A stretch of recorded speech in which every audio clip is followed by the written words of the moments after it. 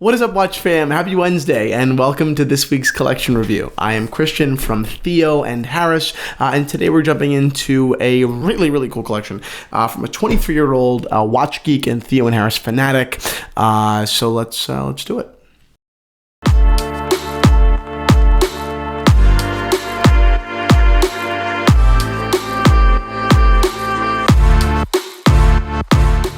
Okay, before we jump into this review, we'll do a quick wristwatch check. I am wearing an absolutely insane Rolex Reference 1601. It's got a black matte dial, one of the rarest dials that happened in the Rolex 1601. We actually made an awesome video about it. Actually, Anna, our editor, made an awesome video about this dial on our Lug to Lug 2 weeks ago. The video was called Ebony and Ivory. We also did a white one. So Anna, please link the video below. I really recommend you take a look at that video because it was awesome. So this watch was just listed on the watch shop at theoandharris.com yesterday. We had a stainless steel version 2 weeks ago, but now this two-tone is just freaking unbelievable. So I really couldn't be happier to be wearing it or offering it. Okay, now jumping into the collection. First, I want to thank Mahdi. That's how I think I should pronounce your name, for sending in your collection. Your email was generous. It was kind. You sent it twice because I missed it the first time, and I did not tell you until right now that your collection is being reviewed. So I hope that you are excited to get into it. Okay, jumping into your first watch. It's a Rolex Reference 16030 quick-set Datejust with a gray dial, which is absolutely one of my favorite dials. Backing up for a second, just in case you haven't heard my pontification about the Datejust and why I love it so much, I think that the Datejust really should be the cornerstone to every collection that would have it. I don't think that everyone needs a Datejust. Some people would not want it or like it at all, but I think that anyone that is open to a very versatile watch that does err on the formal side, anyone that's open to spending $3,000 on a watch, really should consider the Rolex Datejust, especially if they're going to go into vintage or entertain the vintage realm of watches. They are some of the best watches in the market. They're built like cities, and they're just wonderful pieces. So awesome watch here. You mentioned that this is actually a gift from your parents. I believe it was your dad's watch that he gave to you because he knew that you're so into watches and he isn't. So not only is it a terrific watch in and of itself, but you've got a great kind of lineage there. And I'm so glad, you said in your email you were just going to pair it with a green strap because you wanted to. I think that so many people out there, when it comes to anything, watches in this instance, are so paranoid about being judged for what they're wearing. And it's a strap. You want it, wear it. It's not a big deal. And I think personally, it looks great. But I'm really glad to see that you're having fun with this. And you're saying, okay, I want to wear it. I'm going to do it. I don't give a shit what anybody says. So to me, that's an awesome, just an awesome thing. So huge props, buddy. Awesome watch. Your next watch is a watch that I have been very vocally passionate about. I won't spend too long on it. It's the Bulgari Octo. I think that it's a really well-made watch. I think it's well-designed. I love the fact that it's by an underdog brand that's doing very big things in the watch world, including the right now they're the record holders for thinnest automatic movement. That is not a joke. That is a real achievement in the watch world. I think that Bulgari should be taken a lot more seriously, and I really hope that they take themselves a lot more seriously, because the watch you're wearing, which you did buy half price basically on the secondhand market, is a wonderful piece, especially for its price. I'm assuming you paid somewhere in that $4,000 to $5,000 range. I think that retail is $8,000 on these. I could be wrong, but I believe that's where it is. So phenomenal. I think it's a buy even at $6,000. So although you didn't buy it as per my recommendation, I couldn't be happier that I've gone on record before. So I'm not just bullshitting you. I genuinely think this is a very cool watch with a great case, great finishing, and in yours, a pretty damn cool dial. Your next watch is your Datejust 2 with a blue dial and smooth bezel. I'm biased. I prefer the vintage models. To me, your 1603 is just such a perfect watch. I'm not a huge fan of this one. I think that the proportions are thrown off a little bit. I believe this is at 41 millimeters. So I'm not an enormous fan, but I do like the fact that this is a model with the smooth bezel and the oyster bracelet. So I do kind of like the sportiness about it. But this watch just isn't for me particularly. Your next watch was your Panerai 510, which I think that you put it really, really well. It suits your wrist, and you liked it, so you bought it. And the truth is, there are Panadisti out there. There are people that truly live and die by Panerai. I'm not one of those people, and most of the people that I know that are into Panerai aren't Panadisti either. They're not live and die Panerai people. They just find a great appeal in their watches, which I think is totally logical, and I don't think that you always need to go beyond that. Sometimes you just like something, and as long as you bought it at the right price, and even if you didn't, I guess who really gives a shit in the grand scheme of things, but if you bought it at the right price, a price that's not going to make you take a bath if you look to go sell it, you won.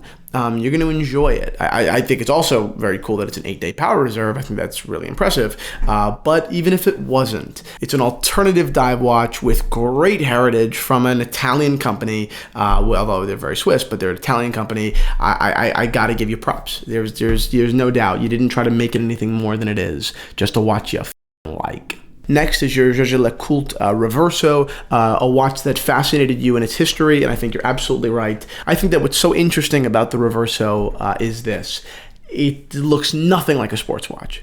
It looks nothing like our modern idea or understanding of what a sports watch should look like, and yet it absolutely is. I mean, this watch was made to be basically smashed and not broken. And although, yes, they become synonymous with a leisurely lifestyle with family crests on the back, their roots are still in sport. So I think it's amazing that this brand managed to make basically the ultimate sports watch for really refined, probably pretty damn pompous people. It showed that function doesn't have to necessarily fit into a form.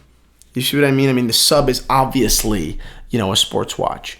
But to achieve that same sports durability without having to compromise its really refined aesthetic, to me is incredibly impressive. So big props on this watch. And then on a gut level, I just like it. So, beyond all that analyzation, it's just an awesome piece. So congratulations. The next watch you went for is something that I absolutely love. It's something that people are going to be surprised that I said that about. But you basically prefaced by saying you wanted an Audemars Piguet and you didn't want a Royal Oak. Your reasoning for not wanting a Royal Oak is, at least where you are, anyone that can afford one has one, and it's become a little bit cliche and in turn passe, and you didn't want to kind of be in that kind of community of people. While I definitely am more, although I personally err on the side of if I like it, I'm going to buy it. I don't care how many people have it. That's kind of how I feel. I do get why you wanted to go alternative. And in going alternative, I think you picked an amazing watch. You picked the Audemars Piguet Millenary, the reference 4101 in stainless steel. This is an awesome watch. It's inverted, so although it has its rotor on the back, everything else, all the goods are on the front. Balance, the bridge, and the wheel are all on the front, and they share the space with the second dial and the minute/hour dial. I mean, I think that is such an interesting and unique design. What I have to give props to on Audemars Piguet's part is this is, at least to my understanding, stolen from nowhere. It is just as proprietarily Audemars Piguet as the Royal Oak is, which is kind of crazy, although it's certainly not a model that they put a lot of attention into, maybe because it's not commercially viable. I don't know. It's still a great achievement. I think that they've still done a wonderful job. I very much so wish that this watch played a bigger part in their entire brand. I think that the brand is too much so built on the back of the Royal Oak to the point where it kind of cheapens it because they just keep putting new things in the Royal Oak and new things and new things and new things and new things. And to me, it does cheapen it. But this is an incredible, incredible watch. And I actually like this reference as opposed to the super complicated Millenaries. So enormous props on this one. I've never actually reviewed a collection with this watch in it. And I've got to say, I couldn't be happier too, because it gives me an opportunity to tell you all how I feel about this very kind of like controversial Audemars Piguet, kind of like the ugly stepchild that I think is much, I don't want to say hotter than the Royal Oak, but has a lot of charm about it. And I mean like a lot of charm. So awesome pick on this one, man. Your next watch, the Frédéric Constant World Timer. I absolutely love this watch. I've given public praise to this watch several times before. I do not think it should be in gold plate. I think that that's just, it's too much money for me to ever worry about it, plating off, or peeling. I know they guarantee you it won't, but I'm still always a little bit nervous. I'm just not a gold plate guy on watches over a certain price point. I have no problem buying a $2,000, gold plated watch. No problem with it, especially because it's vintage. But when it comes to something like this, I would just opt for the steel version. Still, I think it's an amazing watch. Not only is Frédéric Constant bringing a very untouchable complication to the masses, but they're doing it in a very not only handsome way, but in a way that is pretty much so proprietarily Frédéric Constant. I love when they take influence, to put it lightly, from Patek Philippe, but I've got to say, in this watch, because it is Frédéric Constant distinctly, I got to give them major props. I mean, they're executing a hot complication in an affordable way and in their own way. So boom, that's to me, that's the basis for building an incredible brand. So amazing watch. Another really good pick. I found redundant, but it's the truth. And your last watch, a Rolex Oyster Perpetual that your own father purchased in the 1970s for $200. It had a broken crown, but your dad saw potential in it, and he was absolutely right. $200 plus whatever the crown tube replacement could have possibly cost even today, $300 maybe. You killed it. Not only is it a total steal, but it's a beautiful one. And the fact that you will wear both this 34 millimeter, Oyster Perpetual, within the same week or in the same lifetime as an Audemars Piguet Millenary, that's major props. That shows versatility. That shows openness. That shows your, I guess, disconcern with trying to prove, anything. I think that there's a stigma about people who wear big modern watches. Mind you, I think the Millenary is like a 47 millimeter watch wide, which is enormous, although it doesn't supposedly wear like that, but that's how big it is. But the fact that you could wear that and the next night wear this, to me, just, I got to give you props. You totally clarify that is a stereotype that just isn't necessarily true. It's not just about bling. It's about a watch you like. And I don't know. It validates the whole thing, at least in my opinion. Okay, so time for my quick recommendation. I think you should 100% go with FP Journe. Whether you went in the direction of a chronometer blue or one of the Octo automatics, any way you go, I think you win. There are so many variations, so I don't even want to begin. You could just put a couple here, Anna, that I think are beautiful. They're definitely expensive. You're talking in the $18,000 to $25,000 range, but they're worth it. And more so than being objectively worth it, well, can I say in my opinion, they are valuable in their market segment, but even more so, I think that what these FP Journe watches do is bridge both of your appreciations. One for modern, cutting edge, interesting, watches, right? With your appreciation for just classic refinement. The FP Journe may not look like a Datejust, or it may not look like, like a vintage Oyster Perpetual, but they have that level of simplicity. Even if it's an ultra complicated piece, they execute those complications in, I think, just classical forms, and I'm just amazed every time I do see that.